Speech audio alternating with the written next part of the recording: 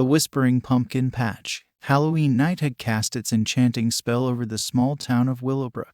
The moon hung low, casting an eerie glow on the outskirts of town where the Whispering Pumpkin Patch awaited those brave enough to visit. Emily, with her fiery curiosity, had convinced her skeptical friend Jake to accompany her on this spine-tingling adventure. As they approached the patch, the wind whispered through the gnarled trees, setting an unsettling tone. Moonlight played tricks on the sprawling field of pumpkins, making them seem as if they were watching, their carved faces contorted into eerie expressions. "Why are we here, Emily? It's just a bunch of pumpkins," Jake scoffed, not sharing Emily's fascination with the supernatural. Emily grinned, her eyes gleaming with excitement. "Legend has it that this patch is haunted by a spirit that can tell your future. They say it whispers secrets to those who dare to listen." Jake raised an eyebrow but followed Emily deeper into the patch. Rows upon rows of pumpkins stretched out before them, their stems like gnarled fingers pointing towards the heavens. Emily chose a particularly large pumpkin and sat cross-legged before it, gesturing for Jake to join her. Closing her eyes and taking a deep breath, Emily whispered, "I'm ready to hear your secrets, spirit of the patch." At first, there was only silence, and Jake's skepticism grew. But then, as if the night itself spoke, a soft, haunting whisper filled the air. It was as if the very pumpkins were murmuring secrets to her, secrets of destinies yet to be decided. Emily's eyes snapped open, her face pale. "I heard something, Jake. I heard a prophecy." Jake's skepticism wavered as he leaned in, intrigued despite himself. "What did it say?" "It said, 'Beware the path you choose, for it will lead to darkness and despair,'" Emily replied, her voice trembling. As they pondered the cryptic message, a chill ran down their spines. Suddenly, the air grew colder, and a ghostly figure began to materialize before them. It was a wraith-like figure, with hollow eyes that seemed to see into their souls. Emily and Jake jumped to their feet, their hearts racing as they stared at the spectral intruder. The ghostly figure floated toward them, its presence suffocating.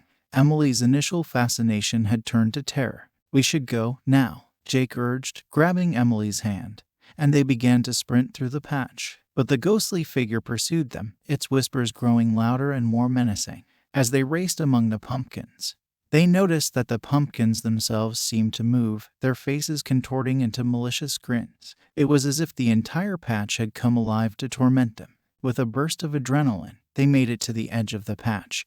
But the ghostly figure was relentless. It stretched out its ghostly hand, almost touching Emily's shoulder before she stumbled out of reach. They ran until they reached the town's limits, panting and terrified. The patch was far behind them, but the words of the spirit haunted their every step. Days turned into weeks, and Emily couldn't shake the prophecy from her mind. She felt a growing unease, as if the future it foretold was creeping closer with every passing day. Jake, though still skeptical, had been shaken by their encounter with the ghostly figure. One evening, as the moon hung low in the sky, Emily returned to the Whispering Pumpkin Patch alone. She couldn't resist the lure of the supernatural, the need to know more about the prophecy that had been whispered to her. She approached the same pumpkin, the one that had whispered to her before. Closing her eyes, she whispered, "I need to know more. I need to understand." Once again, the pumpkins began to whisper, revealing more of the prophecy. "Your fate is sealed, and your choices are mere illusions. The path you walk has already been chosen." Terrified and bewildered, Emily left the patch, her heart heavy with dread. The prophecy offered no clarity, only a sense of inevitability that left her feeling helpless. Emily tried to ignore the prophecy, to convince herself that she had control over her destiny. But as time passed, events unfolded that mirrored the ghostly words. Choices she thought she had made freely seemed preordained, leading her down a dark and despairing path. The Whispering Pumpkin Patch had spoken, and its chilling prophecy had come to pass, leaving Emily with a haunting question. Was her life truly guided by fate, or could she break free from the relentless whispers of the patch and forge her own destiny? All Hallows Eve Heist. On the eerie night of Halloween, when the boundary between the living and the dead grew thin, an old, reputedly haunted mansion hosted a lavish party. The mansion, a relic of a bygone era, stood tall with its imposing spires and ivy-covered walls. It was said that the ghosts of former residents still wandered its dimly lit corridors. Among the guests, Leo stood out, for he was not there to revel but to steal. With his polished demeanor and keen eyes, he had infiltrated the party disguised as a guest. The mansion was rumored to hide a treasure worth a fortune, and Leo was determined to make it his own.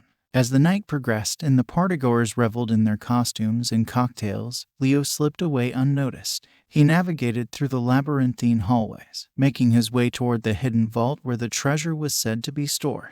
Meanwhile, Marla, an undercover detective who had been tracking Leo for months, had also infiltrated the party. She had received a tip about Leo's plans to steal the mansion's treasure, and she was determined to bring him to justice. Leo arrived at the vault's location and began working on the intricate lock.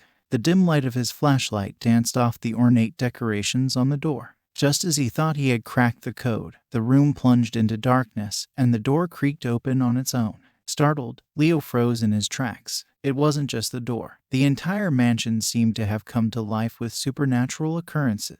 Lights flickered, and ghostly whispers echoed through the corridors. Panic began to rise within him. Marla, trailing Leo's steps, entered the darkened hallway just in time to witness the unfolding chaos. She knew there was something more sinister at play than just a thief trying to make off with the mansion's treasure. Guests dressed as vampires and witches rushed past Marla, their costumes now eerie in the flickering candlelight. They screamed and scattered in all directions as unseen forces tugged at their costumes and hair. Leo's heart pounded as he watched the chaos unfold. He had come for riches, but now he was trapped in a nightmarish spectacle. The treasure in the vault seemed inconsequential compared to the malevolent presence that had been awakened. As Marla approached Leo, she shouted over the din, "We need to get out of here. This place is haunted." Leo didn't need convincing. The supernatural occurrences were too unsettling, even for a seasoned thief. The two of them raced through the mansion, dodging floating objects and ghostly apparitions. Finally, they reached the grand ballroom where the party had begun. But the revelry had turned into pandemonium. Tables and chairs levitated in the air, and ghostly figures waltzed to eerie music that seemed to emanate from nowhere. At the center of the chaos stood a sinister figure, the source of the malevolent presence. It was the ghost of a former resident, a wealthy man who had met a tragic end within these very walls. His face contorted with anger and despair as he commanded the haunting. Marla pulled out a small vial of holy water from her coat pocket and flung it toward the malevolent spirit. It hissed and recoiled, dissipating into an otherworldly mist. The supernatural occurrences ceased, and the mansion fell silent once more. Leo and Marla stood panting, their eyes wide with shock. They had survived the night and escaped the clutches of the malevolent spirit. As dawn approached, they made their way back to the vault. The treasure that had once seemed so alluring was now tainted by the horrors they had witnessed. Leo turned to Marla, a newfound respect in his eyes. "Let's get out of here," he said, his voice tinged with unease. Together, they left the mansion behind, leaving the haunted treasure to its restless spirits. The mansion's reputation as a haunted place persisted, a reminder to all who dared to tread its halls on All Hallows Eve. Some treasures were best left untouched, for the dead still whispered their secrets within those haunted walls. Mask of the Forgotten. The bustling town square was ablaze with Halloween spirit. Colorful decorations adorned the storefronts, and laughter filled the air as families and friends gathered for the annual festival. Among the crowd were Sarah and Tom, two friends with very different views on the supernatural. Sarah was a folklore enthusiast, intrigued by the stories of ancient curses and hidden spirits. She had dragged Tom along to the festival, eager to explore the local legends that surrounded the town's history. As they strolled through the square, Sarah's eyes fell upon a peculiar item in a glass case at one of the festival stalls. It was an ancient mask, ornately decorated with intricate patterns and dark, hollow eyes. A placard read, "Mask of the Forgotten, a relic from the town's past." Sarah's curiosity piqued. She approached the stall owner, an elderly woman with a knowing smile. "Tell me more about this mask," Sarah asked. The woman leaned in, her voice barely above a whisper. "They say it's cursed, that it can bring forgotten horrors to life. Those who wear it become the very character they portray." Sarah's eyes widened with fascination. She knew she had to learn more about this mask's history and the legends that surrounded it. Tom, on the other hand, scoffed at the notion of curses and ancient spirits. "It's just an old mask, Sarah," he said dismissively. "A piece of local folklore meant to spook tourists." But Sarah couldn't be deterred. She decided to attend the special unveiling of the mask later that evening, hoping to uncover its secrets. Tom reluctantly agreed to join her, more for the sake of curiosity than belief in the supernatural. As dusk fell and the festival's activities transitioned into the evening's events, a crowd gathered around a small stage in the square. The mask, now illuminated by eerie purple light, was unveiled by the elderly woman, who introduced herself as the town historian. She explained that the mask was said to hold the spirit of an ancient shaman, a guardian of the town who had been wronged in the past. The curse of the mask was activated when it sensed a lack of respect for history and tradition. The shaman's spirit sought revenge on the modern world, transforming those who wore the mask into the very characters they portrayed, forcing them to act out their costumes' traits. Sarah's eyes were glued to the mask, her fascination growing as the historian spoke. She couldn't help but wonder if the legends were true. Tom, standing beside Sarah, rolled his eyes and muttered sarcastically, "Sounds like a great bedtime story." But as the mask was revealed, a chilling sensation swept over the crowd. Sarah and Tom watched in disbelief as the mask's eyes seemed to glow with an otherworldly light.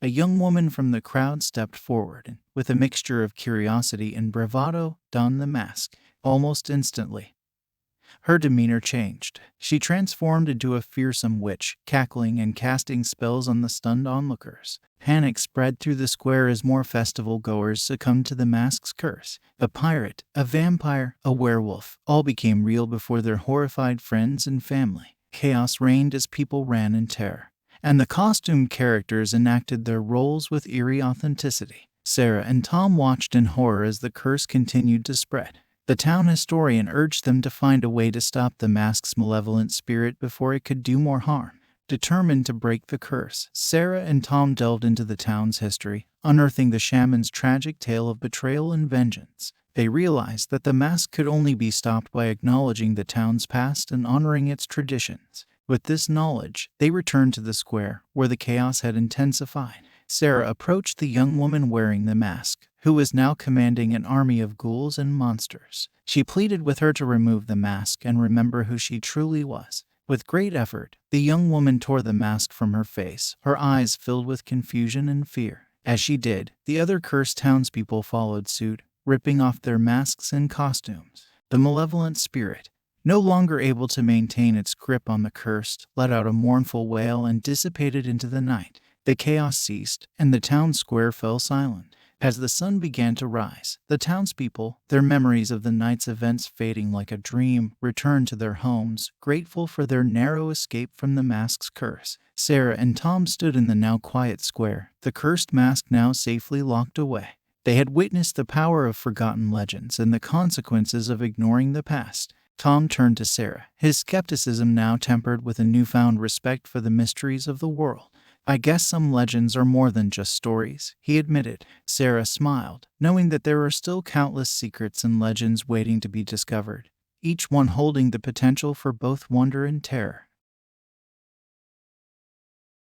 The Haunted Hayride. Jenna had always loved working at the remote farm's Haunted Hayride attraction, especially during the Halloween season. It was the perfect job for someone like her, who relished in giving thrill seekers a good scare. Little did she know that this Halloween night would be unlike any other. As the sun dipped below the horizon and the full moon cast an eerie glow on the farm, Jenna prepared for the evening's rides. The hayride was a popular attraction, with teenagers from miles around coming to experience the thrills and chills it offered. A group of excited teenagers gathered at the entrance, their costumes ranging from witches to zombies. Jenna greeted them with a wicked grin, ready to guide them through the terrifying journey that awaited. The hayride began innocently enough, with Jenna narrating eerie tales of the farm's dark history. The teenagers laughed and screamed, believing it was all in good fun. But as the wagon ventured deeper into the farm's remote fields, something felt off. Jenna noticed that they had taken a wrong turn, straying from the usual path. She attempted to radio for assistance, but all she heard was static. Panic began to creep into her voice as she tried to reassure the passengers that everything was under control. But then, the first sign of the supernatural appeared. A ghostly figure materialized beside the wagon, its hollow eyes locked onto the passengers. It floated eerily, its ethereal form swaying in the moonlight. Gasps of horror erupted from the teenagers as they realized this was no ordinary ride. As the ghostly figure drew closer, Jenna desperately attempted to steer the wagon away. but it was as if an invisible force guided them further into the farm's depths. The eerie apparition reached out, its cold, spectral hand grazing the face of one of the teenagers. With a blood-curdling scream, the young man disappeared into thin air, leaving behind nothing but a faint, echoing laughter. The remaining passengers were paralyzed with fear, their laughter now replaced with terror. The hayride had taken a nightmarish turn, and Jenna had no control over the supernatural forces that held them captive. More ghostly figures emerged from the shadows surrounding the wagon. They whispered chilling secrets, their voices like icy tendrils creeping into the minds of the passengers. One by one, the teenagers began to vanish, leaving only echoes of their horrified cries. Jenna was alone now, surrounded by the ghostly apparitions. She could feel their cold presence closing in on her. As she looked into their vacant eyes, she realized that these spirits were connected to the farm's dark history, seeking vengeance for past wrongs. With no other choice, Jenna fought back. She used her knowledge of the farm's history to uncover the truth behind the haunting. Decades ago, the farm had been the site of a terrible tragedy, where innocent lives had been lost due to a cruel act of betrayal. Jenna pleaded with the vengeful spirits, promising to uncover the hidden secrets and right the wrongs of the past. The apparitions hesitated, their spectral faces contorted in anguish. Finally, they relented, allowing Jenna to delve into the dark history of the farm. As Jenna unraveled the farm's secrets, the spirits grew more agitated. They swirled around her, whispering their stories of betrayal and despair. Jenna learned of the terrible injustice that had been done to them, and she promised to bring their stories to light. With one final, deafening wail, the spirits dissipated into the night, leaving Jenna alone on the Haunted Hayride. She returned to the farm's entrance, where the first light of dawn was breaking. The teenagers who had vanished began to reappear, their memories of the night's horrors erased. They stumbled off the wagon, disoriented and shaken but alive. Jenna never operated the Haunted Hayride again. She knew that the line between entertainment and reality was thinner than anyone could have imagined. She dedicated herself to uncovering the farm's hidden history and honoring the memories of the vengeful spirits who had sought her help that fateful Halloween night. As she walked away from the remote farm, Jenna couldn't help but wonder if there are other places where the supernatural lay hidden, waiting for someone to uncover the dark secrets that bound them to our world.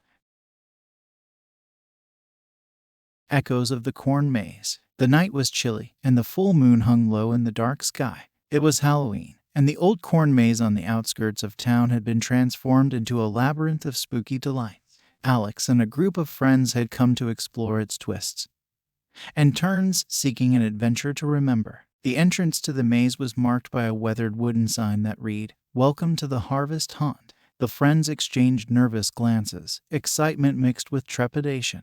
With a deep breath, they stepped into the maze, and the entrance soon disappeared behind them as the tall corn stalks closed in. As they ventured deeper into the maze, they realized just how intricate it was. The path branched off in countless directions, and the friends found themselves getting turned around more than once. Laughter and excitement filled the air as they worked together to solve the maze mysteries. But as they meandered further into the labyrinth, the laughter began to fade. They had been in the maze for what felt like hours, and it seemed like the walls of corn were closing in on them. Panic began to gnaw at the edges of their excitement. "We should have been out by now," one of the friends muttered, a hint of unease in their voice. Alex tried to brush off the comment, assuring the group that they would find their way out soon. But the minutes turned into hours, and their situation grew increasingly dire. The maze seemed to be playing tricks on them, changing its layout with every turn they took. As they stumbled through the ever-shifting maze, they began to hear something unsettling. Faint, ghostly laughter echoed through the cornstalks, the giggles of children long gone. The friends exchanged horrified glances, their steps faltering as they tried to locate the source of the eerie sound.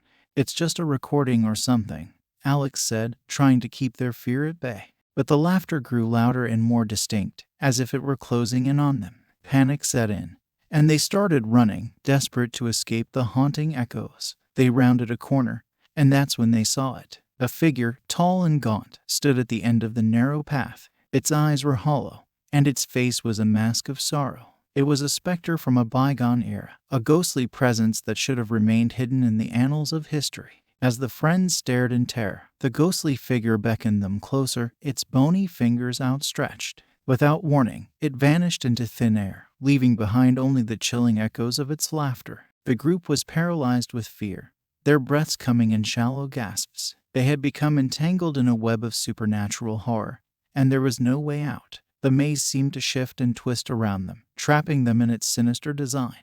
One by one, the friends began to disappear, pulled into the shifting walls of the maze by unseen forces. Their screams echoed through the night, blending with the ghostly laughter that seemed to come from all directions. Alex was alone now, surrounded by the oppressive darkness of the maze. The sinister presence that had stalked them drew closer, its mournful laughter filling the air. It circled Alex, its presence suffocating. With no other options, Alex made a desperate decision. They retraced their steps, following the echoes of the ghostly laughter that seemed to guide them through the maze.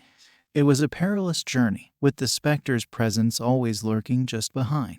Finally, Alex reached the center of the maze, a small clearing where the laughter reached a deafening crescendo. The ghostly figure materialized before them, its hollow eyes locked onto Alex. In a trembling voice, Alex pleaded with the specter, promising to uncover the tragic past that bound it to the maze. With each revelation of the past, the specter's mournful expression grew lighter. It was as if the weight of its own sorrow was lifting. As the last secrets were unveiled, the ghostly figure began to fade, its presence dissipating into the night. The echoes of the maze's haunting laughter faded with it, leaving Alex alone in the now silent labyrinth. With a deep breath, Alex retraced their steps one final time and emerged from the maze, the moon still casting an eerie glow on the cornstalks. The entrance to the maze was there, waiting for them as if nothing had ever happened. Alex stumbled out into the open, their friends nowhere to be found. They knew that the maze had exacted a terrible toll, and the echoes of that fateful night would haunt them forever. The Shadow on Shady Lane. Detective Harris was not one to indulge in superstitions or ghost stories. He was a pragmatic investigator who believed in solving crimes through evidence and reason. But when reports of a shadowy figure haunting Shady Lane began to circulate, he couldn't ignore them any longer. Shady Lane had always been notorious in the town for its eerie reputation, especially during Halloween. Children dared each other to venture down the darkened street, and rumors of strange occurrences were whispered among the residents. But it was Mrs. Elwood's persistent claims that had finally caught the attention of the local authorities. Mrs. Elwood, an elderly widow who had lived on Shady Lane for decades, had been insistent that she had seen a shadowy figure lurking outside her window every night for the past week. She described it as a tall, dark silhouette that seemed to move with an otherworldly grace. Detective Harris, though skeptical, couldn't ignore the fear in her eyes. As he stood on the porch of Mrs. Elwood's aging Victorian house, he tried to calm her nerves. "I'm sure there's a logical explanation for this, Mrs. Elwood," he said reassuringly. She clutched her shawl tightly and replied, "Detective, you won't find any explanation that easily. The shadows have a history here, one that goes back centuries." Detective Harris sighed inwardly but decided to humor her. "Tell me more about this history, Mrs. Elwood." She gestured for him to sit in a faded armchair, and she began her tale. Shady Lane has always been a place of secrets and mysteries. It was named for the dense canopy of ancient oak trees that cast long shadows even during the day. But it was on Halloween night, many decades ago, that the legend of the shadowy figure was born. According to Mrs. Elwood, the legend went like this. On a particularly stormy Halloween night, a mysterious traveler had sought refuge in the town's inn, which once stood at the end of Shady Lane. He was cloaked in darkness and refused to show his face, claiming that he was cursed. The townsfolk were wary but allowed him to stay. As the night wore on, the traveler's presence grew more sinister. He had claimed that he could manipulate shadows, shaping them into whatever he desired. His powers had grown stronger with each passing hour, and he began to cast eerie shadows that danced along the inn's walls. Eventually, the shadows took on a life of their own, and the inn was plunged into darkness. Terrified screams echoed through Shady Lane. But when the dawn broke, the traveler and his malevolent shadows had vanished. The inn, along with its guests, was never seen again. Detective Harris listened to the tale with a furrowed brow. "That's quite the story, Mrs. Elwood, but it's just a legend." "Legends aren't real." Mrs. Elwood fixed him with a steady gaze. "You'll see, Detective. The shadows have returned. They're here on Shady Lane, and they're hungry." Over the next few nights, Detective Harris patrolled Shady Lane, looking for any sign of the shadowy figure. He found nothing. Each night was calm, and the moonlight cast long shadows from the oak trees. But there was no sign of the traveler or his cursed shadows. Doubts began to creep into Detective Harris's mind. Perhaps Mrs. Elwood's story was nothing more than the ramblings of an elderly woman. But then, on the eve of Halloween, as he patrolled Shady Lane once more, he saw it. A tall, dark figure, cloaked in shadows, glided through the moonlit street. It moved with an eerie grace, casting sinister silhouettes on the houses and trees. Detective Harris's heart raced as he followed it, determined to confront this enigmatic presence. The shadow led him to the remains of the old inn, now reduced to crumbling bricks and rotting wood. It hovered near the inn's ruins, and as Detective Harris drew closer, he saw it take shape, forming the outline of a man, just as Mrs. Elwood had described. In the moonlight, the shadowy figure turned to face him, its eyes empty voids. It spoke, its voice chilling and hollow. "You cannot escape the shadows, Detective. We have returned." Detective Harris realized that he was facing something beyond his understanding, something that defied logic and reason. But he was determined to confront the darkness that had plagued Shady Lane for so long. With all the strength he could muster, he reached into his pocket and pulled out a small flashlight. He shone the beam of light directly at the shadowy figure. It hissed and recoiled, its form dissolving into nothingness, leaving behind only echoes of its mournful wail. As Detective Harris stood there, catching his breath, he knew that he had banished the shadow, at least for now. Shady Lane was once again silent, and Mrs. Elwood's prophecy seemed to have been fulfilled. But as he walked away from the ruins of the old inn, Detective Harris couldn't shake the feeling that the shadows would return. Shady Lane would always be a place of secrets and mysteries, where the interplay of light and darkness held sway, and where the past had a way of coming back to haunt the present. The Cursed Costume Shop. Eliza had always been drawn to the mysterious and unusual. As a costume designer, she reveled in the art of transformation, creating elaborate outfits that allowed people to become someone entirely different, if only for a night. So when she heard about the old costume shop on the outskirts of town, known for its eerie collection, she couldn't resist the temptation to explore it. Mark, her skeptical co-worker, had heard the rumors about the shop as well but dismissed them as mere superstition. "Eliza, you're always looking for the next big thing in costume design," he said with a grin. "But this place is just an old, dusty store with outdated outfits." Undeterred, Eliza persuaded Mark to accompany her to the shop one gloomy afternoon. The closer they got, the more ominous the building appeared, with its creaky sign swinging in the wind and faded paint peeling off the walls. Pushing open the heavy wooden door, they were greeted by a musty scent of old fabrics and a dimly lit interior. The shop seemed to stretch endlessly, its shelves filled with costumes of all kinds, from historical garments to fantastical creatures. Eliza's eyes sparkled with excitement as she began to examine the intricate details of the costumes. It was as if each one had a story to tell, and she was eager to discover them all. But as she reached for a particularly elaborate dress, Mark felt a shiver run down his spine. "Eliza, I don't like this place," he whispered, looking around nervously. Eliza barely acknowledged him, her attention entirely captured by the costumes. She selected an ornate, crimson gown that seemed to whisper promises of transformation. Mark tried to protest, but she dismissed his concerns and purchased it. Halloween night arrived, and Eliza couldn't wait to wear the dress she had found at the mysterious shop. The gown clung to her like a second skin, its intricate embroidery and lace making her feel like a queen from another era. She looked in the mirror and smiled, her reflection seemingly shimmering with an otherworldly light. Mark, on the other hand, couldn't shake his unease. He had witnessed the transformation that had taken place in Eliza since she had put on the costume. She had become regal and confident, but something about her seemed different, as if she was slowly slipping away. As they made their way to the Halloween party, Eliza's presence commanded attention. She moved with grace and elegance, her newfound confidence captivating everyone in the room. But Mark couldn't help but notice the distant look in her eyes, as if she were detached from her own body. As the night wore on, the true nature of the costume became apparent. Eliza's personality began to shift, and she became increasingly arrogant and demanding. Her regal demeanor turned into an obsession with power and control. Mark watched in horror as his friend, who had once been so full of life and creativity, was consumed by the curse of the costume. Desperate to help Eliza, Mark searched for information about the shop and its eerie collection. He discovered that each costume carried a curse, one that reflected the wearer's hidden fears or desires. The cursed costumes had the power to transform individuals on Halloween night, bringing their innermost thoughts and emotions to the surface. With newfound knowledge, Mark returned to the Halloween party, determined to break the curse that had taken hold of Eliza.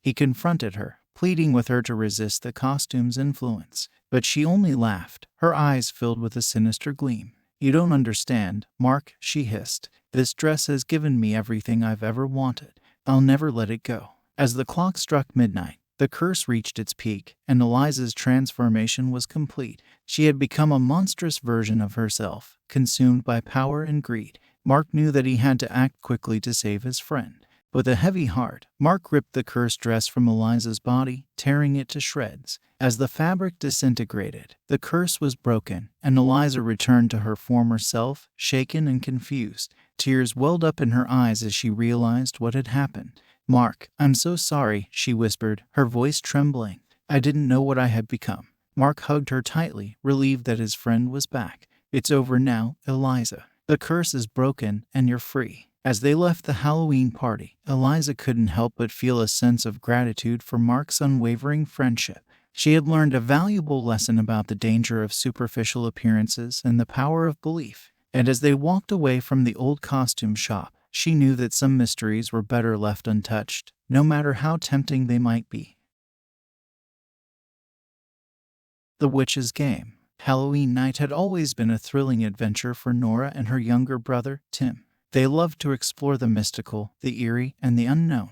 This year, however, their escapade would lead them into a realm of darkness they could never have imagined. A dense, secluded forest, whispered to be the home of a witch, was their chosen destination. The twisted trees and gnarled branches cast eerie shadows, making it the perfect setting for their Halloween adventure. "Are you sure about this, Nora?" Tim asked, his voice trembling with fear. At 10 years old, he was the more cautious of the two siblings. Nora, 13 and brimming with courage, grinned. "Don't worry, Tim. It's all just stories and superstitions. We'll have a great time." As they ventured deeper into the forest, the moonlight dimmed and a heavy mist enveloped them.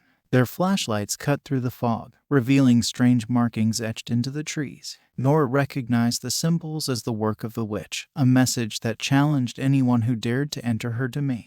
Undaunted, Nora whispered to Tim, "The witch wants to play a game. We'll accept her challenge, but we need to be careful and stick together." The forest seemed to come alive as they continued their journey. Unsettling noises echoed around them, and shadows danced just beyond the edge of their vision. It wasn't long before they stumbled upon the witch's first trial, a rickety bridge spanning a chasm shrouded in darkness. Nora took a step forward, but Tim grabbed her arm, trembling. "I don't like this, Nora. It's too dangerous." Nora squeezed his hand reassuringly. "Trust me, Tim. We can do this together." They carefully made their way across the creaking bridge, their hearts pounding as it swayed beneath their feet. Once they crossed the bridge, the forest seemed to shift around them. Trees moved, paths twisted, and the siblings realized they were trapped in a sinister maze. Panic gnawed at the edges of their bravery as they navigated through the ever-changing labyrinth.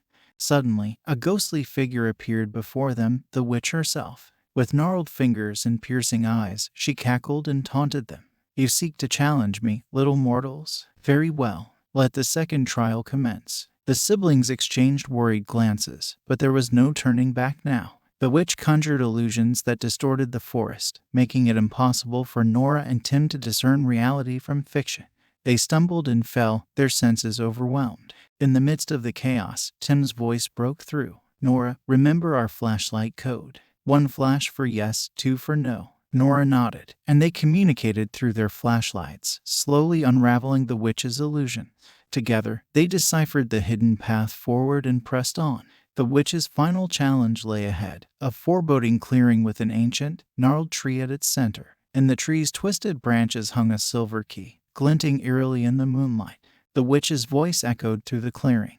"To claim the key, you must face your deepest fears." Nora knew what she had to do. She couldn't let her fears consume her, not with Tim relying on her. Stepping forward, she whispered words of encouragement to her brother. But as she reached for the key, the forest seemed to close in around them. Shadows twisted and morphed into nightmarish forms, their worst fears given life. Nora saw the witch's terrifying visage, Tim trapped in a cage of thorns, and the imminent destruction of their world. With sheer determination, Nora fought back her fear and grabbed the key. As she did, the illusions shattered, and the witch's malevolent laughter filled the clearing. "You have won my game, brave children," the witch hissed. "Take the key and remember the forest that defied you." With the key in hand, Nora and Tim fled the clearing, leaving the haunted forest behind. As they emerged, the mist lifted, and the moonlight guided them safely back to the edge of the woods. The siblings turned to look back one last time, and the forest was gone, swallowed by the darkness. Nora knew that they had faced something ancient and powerful, something that thrived on the primal fear of being hunted. As they made their way home, Tim squeezed his sister's hand, grateful for her unwavering bravery. Nora knew that their bond had grown even stronger through the horrors they had faced together, and they would carry the memory of the witch's game with them, a testament to their courage and resilience on that fateful Halloween night. The Haunting of Hallows End. On the outskirts of town, nestled among the darkened woods, stood an eerie mansion known as Hallows End. For the rest of the year, it served as an ominous attraction, drawing thrill-seekers from near and far. But on Halloween night, the line between the simulated and the supernatural would blur in a way no one could have foreseen.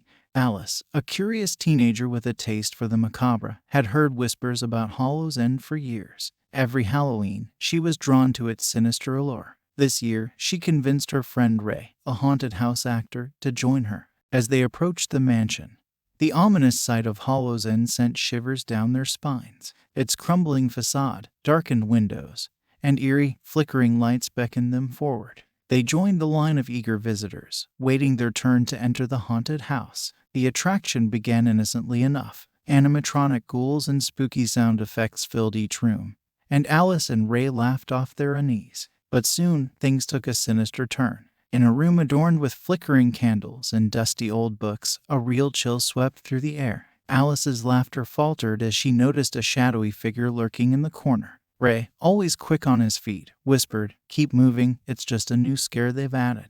Alice nodded, trying to convince herself that Ray was right. But something about the figure's hollow eyes and eerie grin sent a shiver down her spine. As they moved on, it seemed as if the supernatural occurrences within the house were no longer part of the scripted show. In a dimly lit corridor, Alice stumbled upon a mirror. She saw herself, but her reflection grinned maliciously, its eyes glowing with an unnatural light. Terrified, she looked away, but the mirror continued to whisper dark secrets and unsettling truths. Ray, too, began to notice that the scripted scares were becoming all too real. The sensation of being watched grew stronger, and the shadows in the corners seemed to take on sinister forms. He couldn't shake the feeling that something was terribly wrong. As they ventured deeper into the house, the boundary between illusion and reality became increasingly blurred. The haunted house had become a nightmarish labyrinth where scripted horrors turned into genuine terror. Visitors screamed and ran in all directions, seeking escape from the malevolent forces that now inhabited Hallows End. Alice and Ray realized they had to find a way out before it was too late. The once familiar layout of the mansion had transformed into a sinister maze that seemed designed to keep them trapped. Panic set in as they tried to retrace their steps. But every corridor seemed to shift and change, leading them deeper into the haunted house's nightmare. Finally, they stumbled upon a hidden passage that led to the mansion's attic. In the attic, they discovered a collection of old, sinister artifacts, a grimoire, a cursed mirror, and a shattered crystal ball. It was as if the very objects within the house held the key to its malevolence. With newfound determination, Alice and Ray realized that the only way to escape was to confront the source of the haunting. Armed with the grimoire, they recited an incantation meant to banish the malevolent spirits from Hallows End. The house trembled, and an otherworldly wail filled the air as the spirits were forcibly expelled. The mansion seemed to return to its former state, the illusions fading away like a bad dream. Exhausted and shaken, Alice and Ray emerged from Hallows End, the attraction now eerily silent. The other visitors had fled, leaving the haunted house abandoned. As they stood outside, the facade of Hallows End seemed as sinister as ever. But this time, Alice and Ray knew the truth. The real horror was not within its walls but in the darkness that lurked beneath the surface. They made their way back into town, forever changed by their nightmarish experience. The boundary between the simulated and the supernatural had blurred, leaving them with a haunting question. Had they banished the malevolent spirits, or had they merely scratched the surface of the true evil that lay hidden within Hallows End? Midnight's Requiem. The moon hung low in the sky, casting an eerie glow over the cemetery. Tall, gnarled trees swayed gently in the cool breeze, their branches rustling like whispering mourners. It was Halloween night, the perfect time for Claire, a gifted medium, to conduct a midnight vigil in hopes of making contact with the dearly departed. Claire had gathered a small group of people, each with their own reasons for seeking a connection with the other side. Some sought closure, while others merely longed for a glimpse into the mysteries of the beyond. As the clock struck midnight, they stood among the tombstones, their breath visible in the chilly air. The atmosphere was morbid, with an air of solemnity that seemed to hang heavy in the darkness. Claire, dressed in a flowing black gown, took center stage, her presence commanding respect and reverence. She began by lighting a single, flickering candle on an old, weathered tombstone. "We gather here tonight to honor those who have passed," Claire began in a hushed tone, her words carrying a sense of gravity. "We seek to bridge the gap between the living and the dead, to offer our respects and hear their messages." As the group closed their eyes in silent contemplation, Claire focused her energy on the ground beneath her. She could feel the ancient, dormant spirits of the cemetery stirring, awakening from their eternal slumber. It was a risky endeavor, as Claire knew that not all spirits were benevolent. Minutes passed, and the cemetery remained still, as if holding its breath. Just as Claire began to doubt the success of their endeavor, the ground beneath her feet trembled. A chill ran down her spine as a low, mournful wail filled the air. Eyes snapped open, and the group watched in awe and trepidation as the earth before them shifted and cracked. A skeletal hand emerged, followed by a ghastly figure rising from the grave.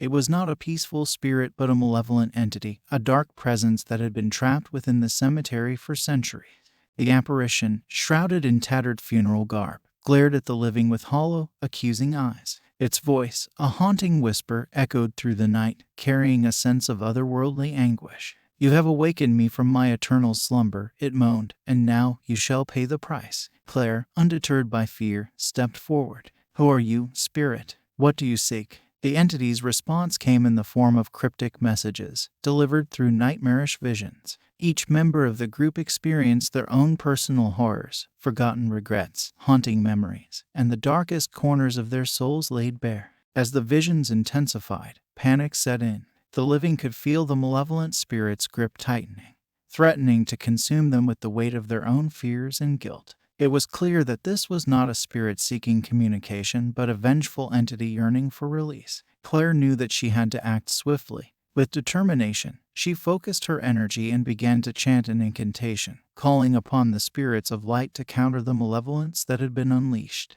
The air crackled with tension as an otherworldly battle ensued, the forces of good and evil locked in a supernatural struggle. The apparition howled in anguish as its form began to dissipate, gradually losing its grip on the living. With a final, desperate cry, it was banished back to the grave from which it had emerged. As the first light of dawn began to creep over the horizon, the cemetery fell silent once more. Claire and the group members, shaken but alive, gathered their belongings and left the graveyard behind. It was a somber reminder of the power of the unknown and the importance of respecting the resting places of the departed. As they departed the cemetery, the moon hung low in the sky, its pale light casting a solemn glow over the tombstones. Claire couldn't help but wonder about the malevolent spirit they had encountered. What had driven it to seek release with such anger and desperation? One thing was clear: the thin veil between life and death was not to be trifled with. The dead deserved respect and reverence, and Claire knew that her gift, while a means of bridging that gap, also came with great responsibility. And so, under the watchful gaze of the moon and the souls of the departed, Claire and her group walked away from the cemetery, their encounter with the malevolent entity forever etched in their memories.